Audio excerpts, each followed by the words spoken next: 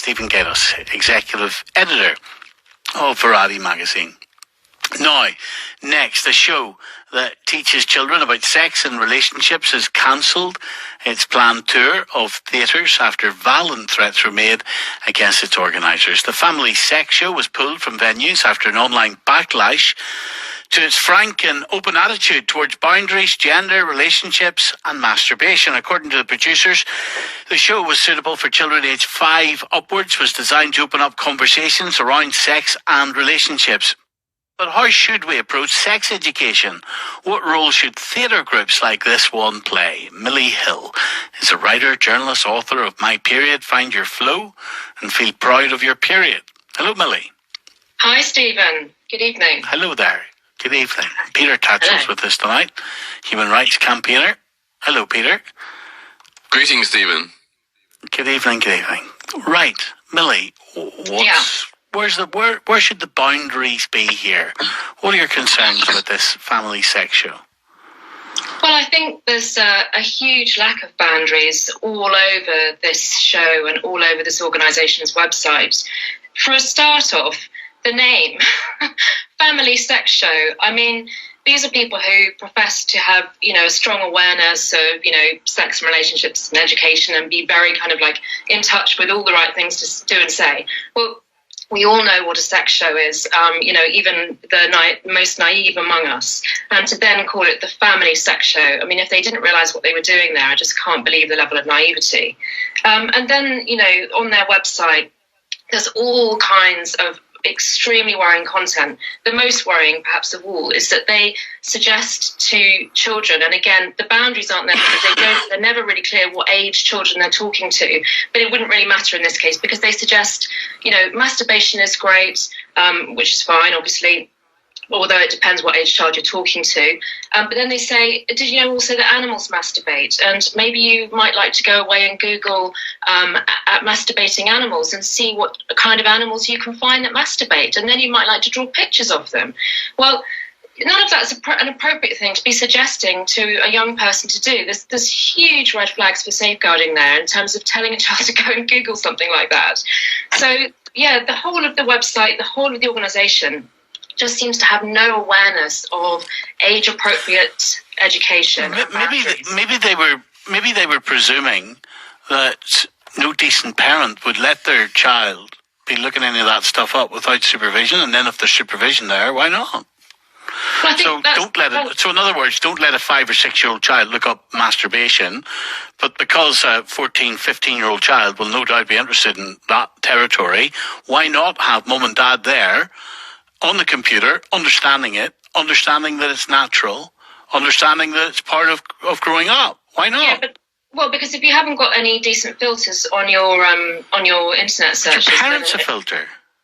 Well, yes, but if you Google masturbating animals and you haven't got filters on, which some parents may not have on, you're going to find some extremely inappropriate pornographic content.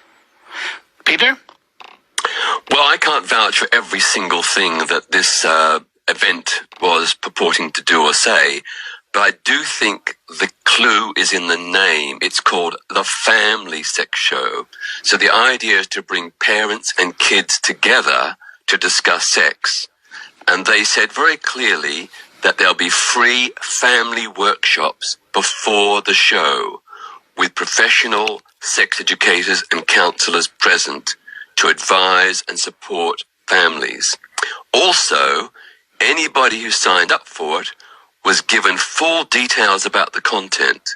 So that would give any parents a veto over their child attending if they felt that the content was inappropriate. I've just got to remind you, the purpose of this is not about promoting sex or the sexualization of kids. It's about addressing young kids' concerns and anxieties about things like menstruation in young girls, erections in boys, wet dreams, physiological changes, the growth of pubic hair or breasts in girls. These are things that young people need to be made aware of because we know from the research a lot of young kids get very anxious and nervous and don't understand it. So this is all about giving people understanding so they feel comfortable with their bodies. It's not about promoting sex.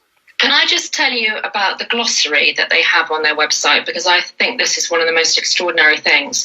They have a glossary on their website of different terms.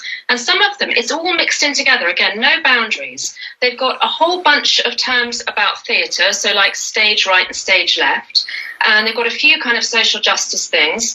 And then mixed in with all that, they have BDSM, dildo, handjob, kink, pegging, play parties, in a glossary of terms which is supposed to be appropriate for young people to be learning about on their website from 5 up. Well, I'm not sure that is true, that is all applicable to young kids 5 and up. I think it is about the parents sign up and they decide whether it's appropriate for their child, whether their child is old enough, and what precisely they want their child to discuss. And that's why they have the family workshops beforehand. And I think it's absolutely great to involve parents, because it gives parents ownership and control over the discussion. And they can, of course, at any point intervene to say, no, I don't want my child discussing this. I think we've heard enough. Thank you. It's time to move on. Yeah, but kids can use the internet. So if they've been taken to see a show by their parents and their parents said, oh, this is all great, when apparently the show also involves nudity on stage and simulated masturbation and that kind of thing, which is also not very age appropriate for, all ages of children, or perhaps any. But are they then not going to go home and go on the internet themselves? They're not going to necessarily have their parents with them and think, oh, I'm going to look at that website of that really kind of wacky show we just went to see, and then they are going to see that glossary. And if it isn't age appropriate, why do they need to know about pegging? But look, any child who reads... Why does anybody need to know about pegging is another question, but that's for a different show, isn't it? Any child today can pick up a tabloid newspaper and read pages and pages about sex, including some quite sexually explicit stuff. I think it's really good that this program is at least in trying or intending to make it all contextualized, to give people a bit of grounding in facts and figures and an understanding with parental involvement. Because kids are going to find this stuff from the internet themselves. They're going to hear it from classmates at school. They're going to find it in tabloid newspapers or indeed on television. So to do it in this context with the parents, I think is a good move. And I'm not necessarily saying I endorse every single thing they're saying, but where it is age appropriate, and that isn't important. You've made a good point there. Where it's age appropriate, then I think it's okay.